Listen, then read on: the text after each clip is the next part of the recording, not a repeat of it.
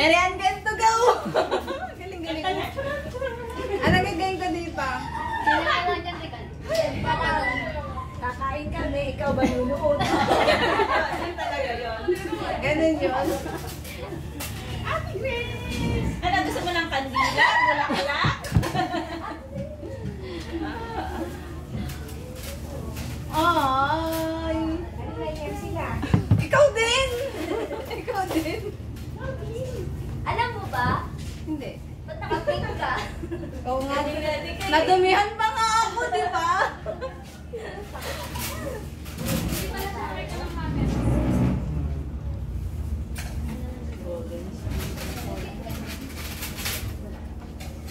Hindi niya sinabi, nag-makeup sana.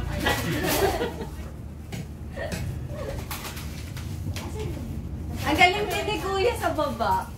Anong sabi? Sabi niya, table na pang ilan. Sabi naman nung isa, 5. Ha? Oh? Tapos, sabi niya, pwede din po sa taas, sabi niya. Sabi ni Kuya sa baba. Sa taas ka lang. Pala meron pala something here. Wala ba? Hindi mo nahalata. Siyempre, May sinasabi siya. Ano sinasabi mo? Sabi ko sa taas tayo. At pero parang wala tao.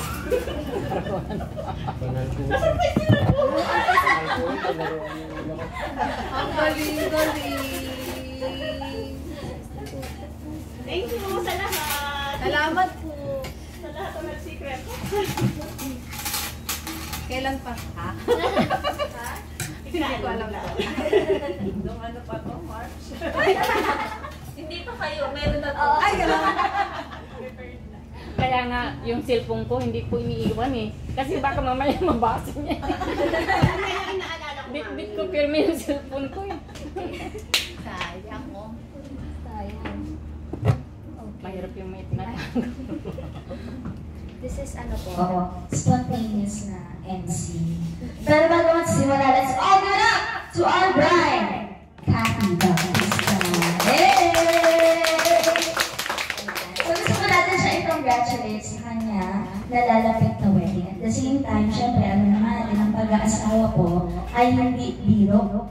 Kaya kailangan ng sandata at mga payo ng mga malalapit na kaibigan niya para po sa papasukin niya na bagong journey, walang iba kundi ang pagiging asawang babae!